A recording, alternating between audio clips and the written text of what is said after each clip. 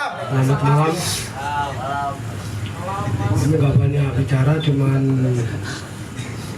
mendukung acara malam-malam apresiasi seni ini.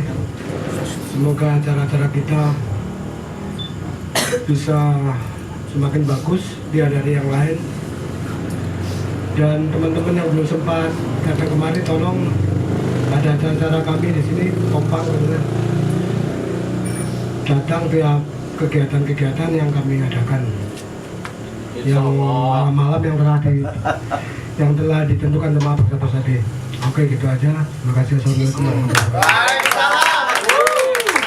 Panjang panjang, ya lu panjang panjang. Lebih dari 4 tahun itu tadi. Betul. Lalu ada Selamat datang buat Angel dan Renta apa? Renta. Salah satu masih belajar dan pengen beraktivitas kesenian. Terima kasih Mas Sulis.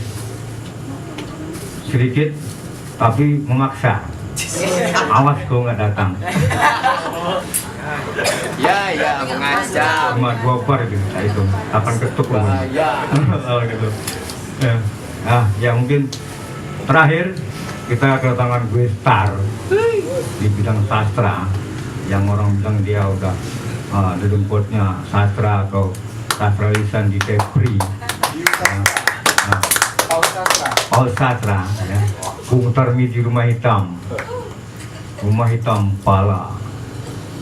Dan kita minta juga beliau memberi mungkin sepatah dua patah kata untuk kita semua sebelum kita menuju ke materi yang bakal kita lakukan malam ini, selanjutnya diskusi tentang kesenian, diskusi kesenian.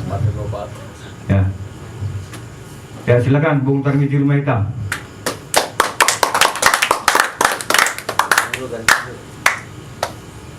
Puisi aja. Serah dia lah.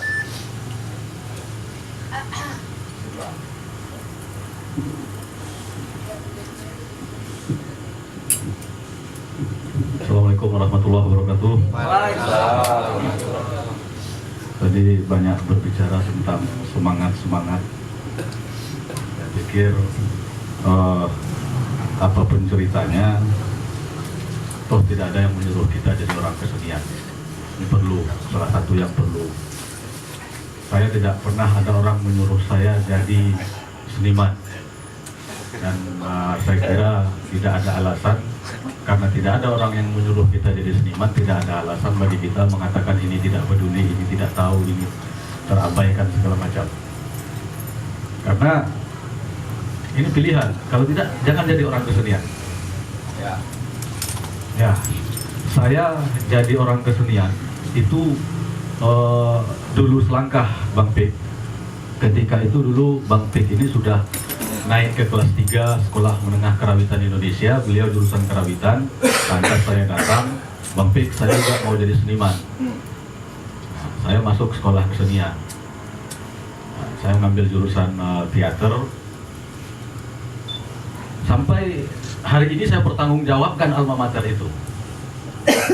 Saya pertanggungjawabkan. Jadi tidak ada alasan bagi kita untuk mengeluh, untuk mengatakan patah semangat. Jadi tidak ada yang namanya patah semangat. Kenapa? Toh tidak ada orang yang menyuruh kita jadi seniman. Kalau mau jadi seniman, ya jalankan saja profesi itu sesuai dengan apa yang bisa kita lakukan. Kuncinya apa? Seniman itu ada pada karya, bukan ada pada cuap-cuap. Kemudian juga ada strategi. Dalam membangun sebuah eksistensi, ada pilihan. Pilihan itu adalah strateginya.